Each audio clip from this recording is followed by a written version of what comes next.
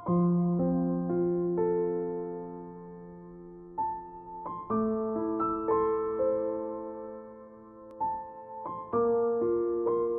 kasih. Engkau mendengar komitmen kami, janji kami, kerinduan kami Tuhan. Untuk kami mau mengasihi Engkau lebih dari segalanya. Terima kasih Tuhan. Biar Roh Kudus yang akan menolong kami. Untuk kami dapat mengasihi Engkau dengan sungguh-sungguh Tuhan. Makasih Tuhan Yesus. Berfirmanlah Tuhan. Berfirmanlah Tuhan. Kami mau mendengar dan melakukannya. Di dalam nama Tuhan Yesus kami sudah berdoa. Amin. Puji Tuhan, silakan duduk. Shalom. Ya, saya percaya Tuhan ada di tengah-tengah kita pada pagi hari ini. Amin. 2-3 orang berkumpul di dalam nama Yesus, Dia ada di tengah-tengah kita. Bahkan firman Tuhan juga katakan Dia juga bersemayam di atas puji-pujian kita. Puji nama Tuhan. Nah, Bapak Ibu Saudara kasih dalam Tuhan, saya ingin menyampaikan satu kebenaran firman Tuhan dengan satu judul, kemenangan oleh Yesus Kristus. Ya, kemenangan oleh Yesus Kristus, yang nanti diambil dari 1 Korintus pasal 15 ayat 57 dan 58. Nah saudara, saya ingin memberitahukan kepada Bapak Ibu Saudara, yang ini sering sekali saya sampaikan, bahwa setiap saat anak-anak Tuhan itu diperhadapkan dalam peperangan rohani. Ya, setiap kita saudara, mau tidak mau saudara, kita semua diperhadapkan di dalam peperangan rohani. Seorang hamba Tuhan mengatakan, kalau saudara merasa tidak sedang dalam peperangan rohani, saudara mungkin ada yang berpikir, oh saya kok biasa-biasa saja, rasanya gak ada masalah. Nah sesungguhnya seorang hamba Tuhan ini katakan, sesungguhnya saudara sedang dalam kekalahan saudara. Saudara sesungguhnya sedang di dalam kekalahan. Kalau saudara merasa tidak menghadapi peperangan rohani, saudara, karena pada saat kita percaya kepada Tuhan Yesus Kristus sebagai Tuhan dan Juru Selamat kita, firman Tuhan katakan dengan jelas bahwa kita bukan lagi menjadi hamba dosa, tetapi hamba kebenaran. Kita bukan lagi di dalam kegelapan, tetapi sudah dipindahkan kepada terangnya yang ajaib. Nah itu yang membuat iblis tidak suka. Oleh sebab itu iblis berusaha untuk merebut keselamatan yang sudah kita dapatkan. Kita percaya bahwa tidak ada cara lain kita memperoleh keselamatan selain hanya di dalam Tuhan Yesus. Ya, oleh sebab itu iblis mengetahui tentang hal ini saudara. Dia ngerti benar bahwa seseorang kalau percaya Yesus, dia akan selamat.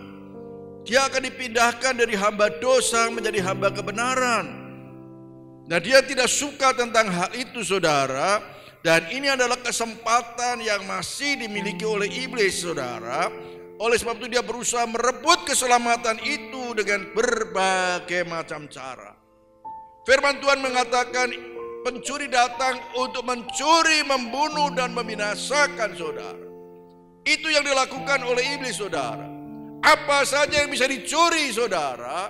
Mungkin saudara tidak lagi memiliki kasih, karena saudara tidak sadar bahwa kasih saudara mulai dicuri.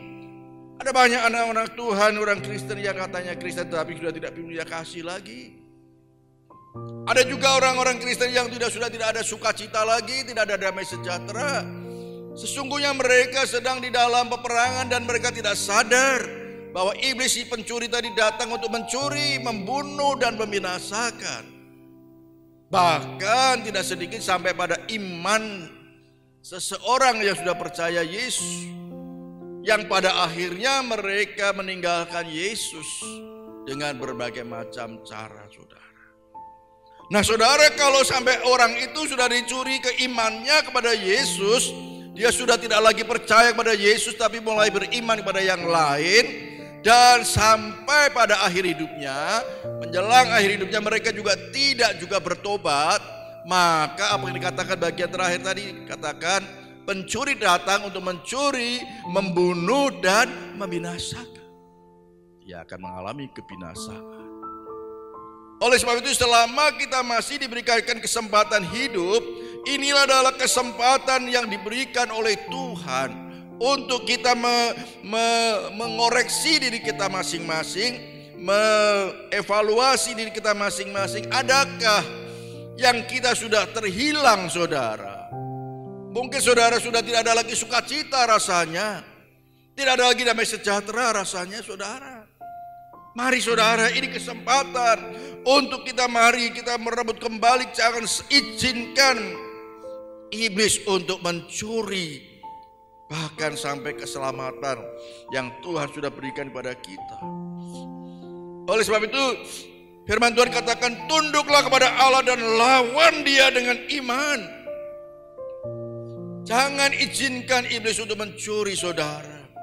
Gunakan pedang roh, yaitu firman Tuhan. Firman yang sudah diberikan kepada kita ini adalah senjata kita, saudara. Saya sering katakan firman Tuhan itu adalah pelita bagi kaki kita, terang bagi jalan kita. Oh, puji Tuhan, yang menarangi jalan kita. Tetapi di dalam Efesus firman Tuhan juga katakan dia adalah pedang roh, saudara, yang artinya adalah senjata kita. Jadi di saat saudara menghadapi peperangan rohani, di mana iblis mau mencuri apa saja yang ada pada saudara, kita belajar seperti Tuhan Yesus, saudara. Ada tertulis, ada tertulis, ada tertulis, amin. Dan maka dikatakan iblis lari meninggalkan Yesus. Wah, saudara, sebab ini adalah pedang roh yang Tuhan sudah berikan, senjata bagi kita untuk menghadapi peperangan rohani. Oleh sebab itu jangan sampai ada anak-anak Tuhan yang tidak suka mendengar firman Tuhan, tidak suka membaca, merenungkan firman Tuhan. Karena ini adalah senjata kita, saudara. Dan saudara, kalau saudara sudah terbiasa membaca, merenungkan firman Tuhan, senjata ini menjadi sesuatu yang refleks, saudara. Pada saat ada pencobaan, saudara gunakan pedang itu, menyala engkau iblis. Waduh, dahsyat, saudara. Walaupun sebenarnya saya sering katakan iblis itu sesungguhnya takut gemetar dengan saudara. Ya, saya sudah sejak kecil sejak SD kelas 1, kelas 2 saya sudah katakan, kamu ini ditakuti sama iblis loh. Cucu saya ya, iblis itu takut sama kamu. Kenapa kok takut? Ya, di dalam kamu ada Roh Kudus, rohnya Allah yang lebih besar daripada roh yang ada dalam dunia ini. Firman Tuhan katakan demikian. Saya katakan demikian, saudara. Walaupun sebenarnya, saudara, iblis itu takut melihat kita anak-anak Tuhan yang sungguh-sungguh di dalam Tuhan, karena ada roh Allah di dalam diri kita. Tetapi iblis, firman Tuhan juga katakan, dia berjalan keliling mengaum-ngaum siapa yang dapat ditelannya. Kalau kita membuka celah, wah, dia akan menelan, mencuri, membunuh, dan membinasakan. Nah, saudara, inilah yang perlu kita menjadi bahan renungan kita pada pagi hari ini, saudara. Namun kita sebagai anak-anak Tuhan, bagian yang pertama kita harus ingat bahwa kemenangan sudah diberikan kepada kita, saudara. Amin. Katakan, kemenangan sudah diberikan kepada kita. Haleluya, puji nama Tuhan. Di dalam 1 Korintus pasal 15 ayat yang ke-57. 1 Korintus pasal 15 ayat 57 di sana dengan jelas dikatakan, tetapi syukur kepada Allah yang telah memberikan kepada kita kemenangan oleh Yesus Kristus Tuhan kita. Amin. Beri kemuliaan buat Tuhan. Walaupun kita dihadapkan di dalam peperangan, saudara, namun bagi kita orang-orang yang beriman, kita percaya bahwa kita mengucap syukur kepada Tuhan yang telah memberikan kepada kita kemenangan oleh Yesus Kristus Tuhan kita. Haleluya, puji nama Tuhan, saudara. Inilah sesuatu yang luar biasa bagi kita umat yang dipilih oleh Tuhan. Di dalam 2 Korintus pasal 2 ayat 14 juga dikatakan di sana. 2 Korintus pasal 2 ayat 14. Tetapi syukur bagi Allah yang dalam Kristus selalu membawa kami di jalan kemenangannya. Dengan perantaraan kami, Ia menyebarkan keharuman pengenalan akan Dia di mana-mana. Puji nama Tuhan, saudara. Oh haleluya. Kemenangan sudah ada di pihak kita. Ya, dan saudara, melalui kemenangan yang kita miliki itu boleh menyebarkan keharuman pengenalan akan Dia di mana-mana saudara berada. Amin, saudara. Saudara bisa menunjukkan bahwa saudara adalah orang-orang yang lebih daripada pemenang dimanapun saudara berada, saudara. Iblis boleh berbagai macam cara dengan berbagai siasatnya, dengan berbagai tipu dayanya.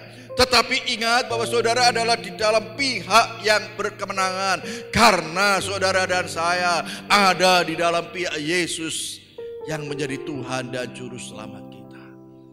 Wah, saudara, ini yang harus dimiliki, imannya harus dimiliki oleh anak-anak Tuhan. Bahkan firman Tuhan katakan, aku yang akan berperang melawan musuh-musuhmu, kamu diam saja. Wah, ini sesuatu yang dahsyat, saudara. Haleluya. Ini sesuatu yang dahsyat yang harus dipercaya dan dipegang oleh anak-anak Tuhan. Mari saudara, saya percaya bahwa kemenangan oleh Yesus Kristus ada di pihak kita. Kemenangan dalam mempertahankan iman kita kepada Yesus Kristus. Kemenangan dalam menghadapi masalah apapun. Amin. Masalah boleh datang, pencobaan boleh datang, apapun saudara. Tetapi percayalah, bersama dengan Yesus kita adalah pihak yang berkemenangan. Puji nama Tuhan. Kemenangan untuk hidup dalam kebenaran. Setiap saat kita terus ada dipengaruhi saudara berbagai macam cara yang ingin membawa kita keluar daripada kebenaran. Tetapi saudara, mari saat kita berpegang kepada firman Tuhan, berpegang pada pedang roh yaitu firman Tuhan, maka saudara akan hidup di dalam kebenaran. Oh haleluya. Saya senang sekali karena ada roh kebenaran di dalam diri kita yang akan selalu memimpin kita di dalam seluruh kebenaran. Itu firman Tuhan mengatakan demikian. Roh kebenaran yang ada di dalam diri kita ini yang akan menuntun kita, memimpin kita di dalam segala kebenaran. Jadi saudara, kalau kita anak-anak Tuhan nurut pada Roh Kudus aja, roh kebenaran, kita gak akan salah melangkah saudara. Kita akan selalu berjalan di dalam rel kebenaran. Puji nama Tuhan. Dan kemenangan dalam menghadapi segala tipu muslihat iblis. Ya, slide berikutnya ya. Kemenangan di dalam menghadapi segala tipu muslihat iblis, saudara. Tadi di awal sudah saya katakan, iblis berusaha merebut keselamatan kita. Iblis berusaha ingin menjatuhkan anak-anak Tuhan, saudara. Saya melihat saudara, yang dulunya mereka guru sekolah minggu yang aktif saudara, setia melayani di sekolah minggu. Tetapi saya mendengar saat ini mereka sudah beriman kepada yang lain. Karena mereka tidak tahan di dalam peperangan rohani.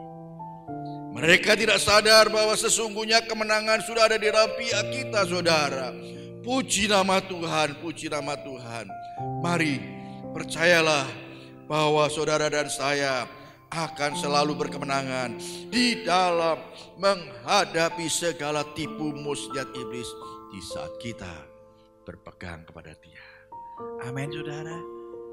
Oleh sebab itu jangan menjauh dari persekutuan bersama dengan Dia. Jangan menjauh dari Tuhan, saudara. Bagian yang kedua, saudara. Firman Tuhan mengingatkan kepada kita supaya apa? Supaya kita berdiri teguh, jangan goyah, saudara. Berdiri teguh, jangan goyah di dalam Kolose pasal 1 ayat yang ke-23. Kolose pasal 1 ayat 23 di sana dikatakan, sebab itu kamu harus bertekun dalam iman, tetap teguh dan tidak bergoncang. Dan jangan mau digeser dari pengharapan Injil yang telah kamu dengar, yang telah dikabarkan di seluruh alam di bawah langit, dan yang aku ini Paulus telah menjadi pelayannya. Dan 1 Korintus 15 ayat 58. 1 Korintus 15 ayat 58 juga mengingatkan pada kita. Karena itu saudara-saudaraku yang kekasih, berdirilah teguh, jangan goyah. Dan lihatlah selalu, dan giatlah selalu dalam pekerjaan Tuhan. Sebab kamu tahu bahwa dalam persekutuan dengan Tuhan, jerih payahmu tidak sia-sia. Puji nama Tuhan saudara. Saudara, supaya kita dapat berdiri teguh dan tidak goyah, kita harus terus bertekun di dalam iman. Saudara, bagaimana kita bertekun di dalam iman, saudara? Iman tidak langsung timbul dengan sendirinya. Firman Tuhan dengan jelas katakan iman timbul dari pendengaran. Pendengaran akan firman Kristus, saudara.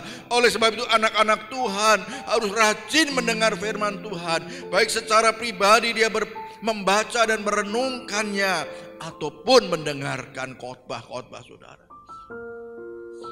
Saya walaupun sebagai hamba Tuhan, saya masih tetap sering, saudara, mendengarkan khotbah-khotbah. Wah, apalagi sekarang ada YouTube ya. Saya mendengarkan khotbah-khotbah dari hamba-hamba Tuhan. Bahkan kadang-kadang saya mendengarkan khotbah saya sendiri, saudara. Ya, saya senang mendengarkan khotbah saya sendiri. Saya ingin mengoreksi khotbah kekurangan-kekurangan saya. Oh, kadang-kadang saya juga begini, saudara. Pada saat saya mendengarkan khotbah saya sendiri, saya bilang, kok saya tadi bisa ngomong gitu ya? Kok saya tadi bisa ngomong gitu ya? Saya percaya itu Roh Kudus, saudara. Artinya apa, saudara? Sesuatu yang tidak saya persiapkan, yang tiba-tiba mengalir, saudara, yang datang daripada Tuhan. Itu sering terjadi, saudara. Saya bersyukur, saudara, karena Roh Kudus memimpin kita, menuntun kita, menolong kita di dalam kita melakukan kebenaran. Puji nama Tuhan, saudara. Agar kita dapat teguh dan tidak goyah, kita harus bertekun di dalam iman, saudara.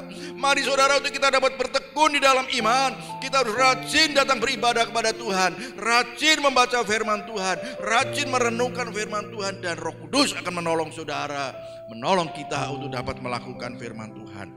Maka saudara tidak akan tergoyahkan. Amin, saudara. Kita akan tetap berdiri teguh walaupun badai topan boleh datang.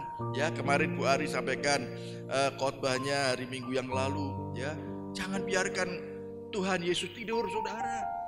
Pada waktu murid-murid bersama dengan Tuhan Yesus di dalam sebuah perahu, saudara, dari awal mereka membiarkan Yesus tidur. Sesungguhnya mereka kalau mengerti bahwa Yesus ada kuasa di dalam Yesus, dia tidak membiarkan Yesus tidur, tetapi Yesus bersama-sama dengan mereka. Saudara, ada Roh Kudus di dalam diri kita, saudara, yang menyertai kita. Jangan biarkan roh itu menjadi padam di dalam kehidupan saudara. Mari izinkan dia untuk bekerja di dalam diri saudara, supaya membakar saudara, membangkitkan saudara. Dan saat kita berjalan bersama Roh Kudus, saudara, badai topan apapun juga, maka akan menjadi teduh bersama dengan Tuhan. Amin. Beri kemuliaan buat Tuhan. Ini pelajaran yang sangat penting, saudara. Mereka membiarkan Yesus tidur di dalam buritan. Tetapi mari, saudara, melalui pelajaran ini, saya belajar waktu Bu Ari menyampaikan khotbah. Oh, jangan biarkan roh itu padam di dalam diri kita. Biar dia membakar kita, menyala-nyala di dalam kehidupan kita. Sebab saya percaya di saat kita berjalan bersama Roh Kudus, roh kebenaran itu, maka dia yang akan menuntun kita, memimpin kita di dalam seluruh kebenaran. Badai topan boleh datang menerpa, tetapi kita tidak akan tergoncangkan. Puji nama Tuhan. Saudara, firman Tuhan katakan sehingga kita dapat tetap teguh dan tidak bergoncang. Wah, indah sekali, saudara. Haleluya. Saudara tidak bisa menghindar dari masalah, saudara ya. Masalah selalu ada datang. Tetapi ingat, bersama dengan Roh Kudus yang tidak saudara biarkan tidur, yang tidak saudara biarkan padam, maka dia akan menolong saudara di dalam melewati badai topan apapun juga. Ada pengharapan yang pasti dalam Injil. Oleh sebab itu jangan mau digeser sedikit pun saudara. Karena ada pengharapan di dalam Injil. Ada satu kepastian keselamatan. Ada kabar baik yang diberikan kepada kita, yang memberikan jaminan hidup yang kekal kepada kita. Oleh sebab itu saudara, sebagai anak-anak Tuhan, mari tetap berdiri teguh. Jangan mau digeser sedikit pun oleh apapun saudara. Saya percaya saudara, ya, semakin hari semakin mendekat kedatangan Tuhan, ya, badai topan yang ingin menggeser iman anak-anak Tuhan ini semakin dahsyat, semakin kuat.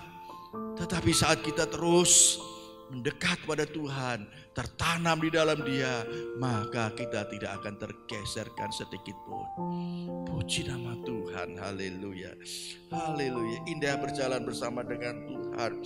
Ada pengharapan yang pasti di dalam Injil. Ya, sementara di sekitar kita mereka belum ada satu kepastian keselamatan. Mereka masih mudah-mudahan masuk surga. Semoga masuk surga saudara. Tetapi di dalam kehidupan kekristenan, orang-orang yang percaya pada Yesus Kristus sebagai Tuhan dan Juru Selamatnya, ada jaminan kepastian hidup yang kekal. Ini yang harus kita pegang saudara. Makanya kadang-kadang saya merenung saudara, kok ada ya anak-anak Tuhan yang dulunya menyala-nyala melayani Tuhan, sekarang meninggalkan Tuhan. Bagaimanakah imannya dia? Bagaimana dia mengenal Yesus sebagai Tuhan dan Juru Selamatnya? Bagaimana pengenalannya? Ini yang perlu menjadi bahan perenungan buat kita saudara. Puji nama Tuhan. Saya berharap saudara melalui firman Tuhan ini, saudara akan semakin teguh, berakar di dalam Dia, sehingga badai topan apapun juga yang menerpa dalam kehidupan kita, kita tetap teguh. Masih ingat sebuah ilustrasi yang pernah saya sampaikan saudara, ya, saya juga melihat di YouTube saudara, pohon kurma itu saudara ternyata dari bijinya pada waktu ditanam saudara ditindis dengan batu yang besar. Ya, batu yang besar. Tetapi kurma ini saya perhatikan tumbuh menyundul batu itu saudara, dan pada akhirnya menjadi pohon yang kokoh yang kuat. Saudara, di dalam kehidupan kita Tuhan izinkan melewati badai, melewati batu yang tak besar, yang itu sepertinya menjadi sesuatu beban bagi kita, tetapi sesungguhnya Tuhan sedang mengizinkan supaya saudara semakin berakar, kokoh, dan tidak tergoyahkan. Puji nama Tuhan, haleluya. Puji nama Tuhan. Oleh sebab itu saudara, ada pengharapan yang pasti di dalam Injil saudara. Pertama saudara, jangan mau digeser, tetapi juga ada satu tugas yang diberikan kepada kita. Kabarkan terus berita sukacita itu saudara kepada orang-orang lain yang mereka masih mudah-mudahan, masih semoga masuk surga. Beritakan mereka, kabarkan kabar baik ini kepada mereka. Ini menjadi tugas kita saudara. Puji nama Tuhan, haleluya. Pada waktu saya bersama rombongan ya misi di suku Tengger saudara, kami masuk ke dalam sebuah warung saudara ya. Saya tahu itu orang-orang Tengger semua itu lagi masak mereka ya, ibu-ibu lagi masak. Karena mereka banyak saudara, ya saya langsung saja datang pada mereka. Bu, ibu dari Tengger semua? Iya, saya menjadi orang Tengger Pak, orang Tengger semua. Ya saya bilang, Bu, ada kabar baik loh buat ibu-ibu. Ya jadi karena tidak satu orang ya saya sebut karena ibu-ibu ya, karena mereka masak. Kabar baik apa Pak? Mereka berhenti masak. Tuhan Yesus ini mengasihi orang Tengger loh Bu. Tuhan Yesus sangat mengasihi orang-orang Tengger. Oh ya, Dia sudah mati di atas kayu salib untuk menebus dosa-dosa orang-orang Tengger Bu. Dan Dia sudah bangkit naik ke surga, menyediakan tempat buat orang-orang suku Tengger Bu. Wow, terima kasih Pak. Ya, tapi saya melihat mereka belum respon untuk menerima Yesus. Ya tidak apa-apa. Itu menjadi bahan renungan buat mereka. Saya sampaikan bahwa Tuhan Yesus mengasihi orang-orang Tengger. Tuhan Yesus mengasihi orang suku Tengger. Tuhan Yesus mengasihi siapapun. Amin saudara. Kadang-kadang kata Pak, saya Muslim. Oh, Tuhan Yesus mengasihi orang Muslim. Tuhan Yesus sangat mengasihi orang Muslim. Ya, kadang-kadang saya belum dia ngomong begitu, saya tunggu. Tuhan Yesus mengasihi orang Muslim. Tuhan Yesus sangat mengasihi orang Hindu. Tuhan Yesus itu isi dunia ini bukan? Amin saudara. Kabarkan Bahwa ada satu kepastian pengharapan yang pasti di dalam Injil kepada mereka. Puji nama Tuhan. Haleluya, haleluya. Bagian yang ketiga, saudara. Firman Tuhan katakan giat selalu dalam pekerjaan Tuhan. Giat selalu dalam pekerjaan Tuhan. Mari kita membaca di dalam Injil Matius pasal 22 ayat 39. Injil Matius pasal 22 ayat 39, saudara, ini sering sekali. Dan hukum yang kedua yang sama dengan itu ialah kasihilah sesamamu manusia seperti dirimu sendiri. Sekali lagi saya akan baca ini dengan pelan-pelan. Dan hukum yang kedua yang sama dengan itu ialah kasihilah sesamamu manusia seperti dirimu sendiri. Saudara, saya baca ayat ini, saya renungkan dalam-dalam. Saya renungkan dalam-dalam. Dan saya mendapatkan satu pelajaran yang indah, saudara. Saudara, tentunya kita sebagai manusia, ya, kita tidak mau binasa, amin. Kita tidak mau binasa, kita tidak mau masuk di dalam api neraka, hukuman yang kekal, kita tidak mau, saudara. Tetapi kita mau berpegang kepada janji, yaitu kepastian hidup yang kekal, saudara. Oleh sebab itu kita mengasihi diri kita, ya, seperti kita mengasihi sama manusia, seperti mengasihi diri kita. Kita tidak mau, saudara, masuk ke dalam hukuman yang kekal. Nah, saudara, itu di dalam mengasihi diri kita. Saudara, Pak, saya mengasihi orang lain. Saya ada berkat, saya berikan sembako buat mereka. Amin, itu baik, saudara. Amin, itu baik. Saya mengunjungi mereka, Pak. Saya mendoakan mereka. Ya, karena mereka perlu didoakan. Amin, itu baik, saudara. Amin, baik. Ya, saya memberi sesuatu buat mereka, Pak, karena saya mengasihi mereka. Amin, itu baik. Tetapi, saudara, ini perlu menjadi bahan perenungan buat kita, saudara. Karena saya merenungkan ayat ini.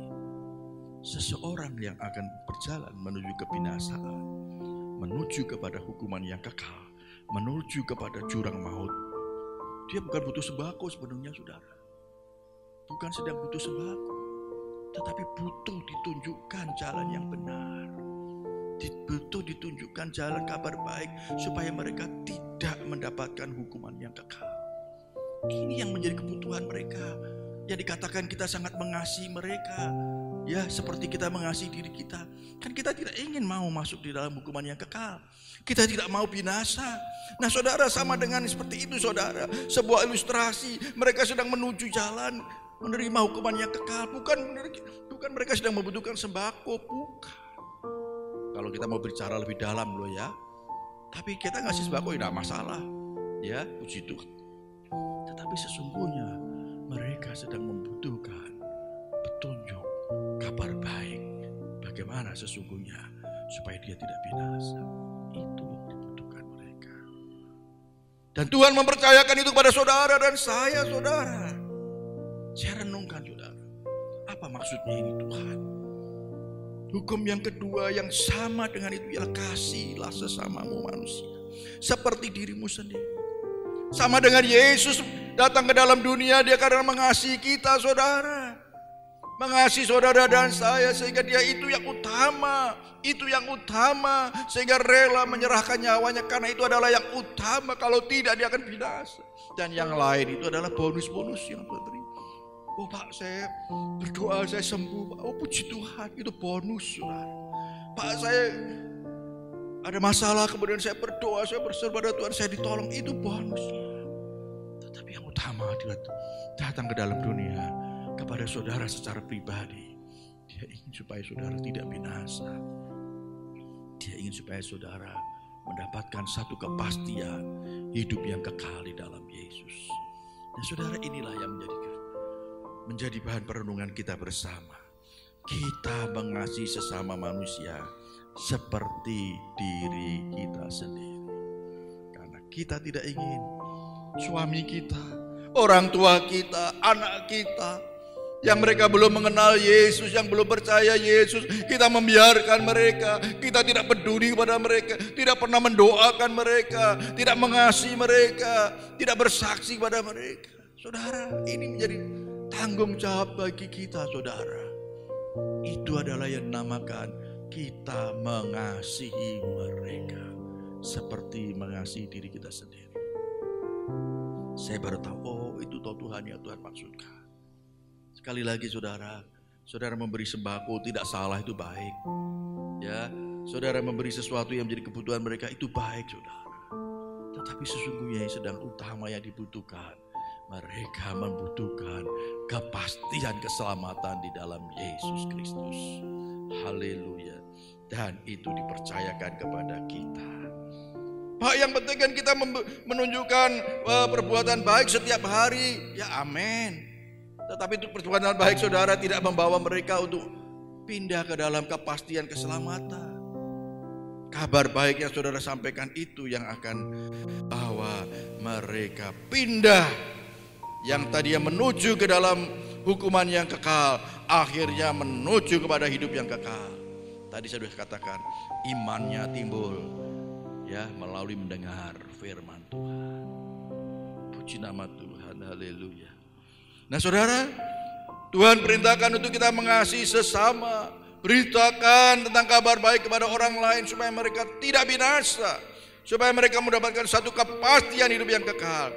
Itulah sesungguhnya bukti bahwa kita mengasihi Tuhan dan mengasihi sesama manusia. Sebab Tuhan menghendaki supaya semua orang diselamatkan. Amin saudara. Tuhan menghendaki suami saudara yang belum dalam Tuhan supaya mereka diselamatkan. Tuhan menghendaki orang tua saudara yang belum di dalam Tuhan supaya mereka diselamatkan. Itulah yang Tuhan inginkan melalui saudara dan saya. Puji nama Tuhan. Haleluya, haleluya. Kita bersyukur saudara karena saudara dan saya dipercaya oleh Tuhan. Nah bagian yang terakhir, bagian yang keempat. Bagian yang keempat, tetap bersekutu dengan Tuhan. Tetap bersekutu dengan Tuhan. Di dalam 2 Petrus pasal 1 ayat 10 dan 11. 2 Petrus pasal 1 ayat 10 dan 11. Karena itu saudara-saudaraku, berusahalah sungguh-sungguh supaya panggilan dan pilihanmu makin teguh. Sebab jikalau kamu melakukannya, kamu tidak akan pernah tersandung. Ya, dengan demikian kepada kamu akan dikaruniakan hak penuh untuk memasuki kerajaan kekal, yaitu kerajaan Tuhan dan juru selamat kita, Yesus Kristus. Haleluya, puji nama Tuhan, puji nama Tuhan. Haleluya, kita harus lebih sungguh-sungguh di dalam Tuhan, lebih sungguh-sungguh bersama dengan Tuhan. Haleluya, tadi saya katakan roh kebenaran pasti akan memimpin kita di dalam seluruh kebenaran. Dan kita tidak akan tersandung di dalam segala perjalanan kita. Kita memiliki hak penuh untuk memasuki kerajaan kekal, kerajaan Tuhan dan juru selamat kita. Puji nama Tuhan, haleluya. Terus saling mengingatkan tentang janji-janji Tuhan bagi kita semua. Puji nama Tuhan. Saya senang sekali saudara melalui Komsel ya, melalui KKA kita saling mengingatkan. Setelah Komsel selesai, kemudian kita saling simulasi, mengingatkan kembali bahwa di dalam Yesus ada satu kepastian keselamatan. Saudara, saya berharap saudara tidak hanya simulasi bersama dengan teman, tetapi mulai melangkah kepada orang lain. Kita beritakan kabar baik, mereka sedang membutuhkan kabar keselamatan itu. Mereka sedang berjalan menuju kepada kebinasaan, dan itulah tugas saudara dan saya. Puji nama Tuhan, puji nama Tuhan saudara. Mari kita menunjukkan bahwa kita mengasihi Tuhan dan juga mengasihi sesama manusia seperti diri kita sendiri. Kita tidak mau kita binasa. Kita juga karena kita mengasihi orang lain, kita juga tidak ingin mereka binasa.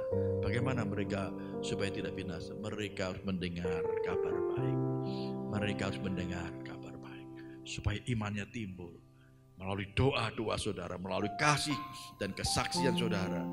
Imannya akan timbul dan pada akhirnya mereka akan percaya kepada Tuhan Yesus Kristus. Tuhan Yesus berkati kita semua. Amin. Mari BL Singer, pemain musik boleh maju ke depan.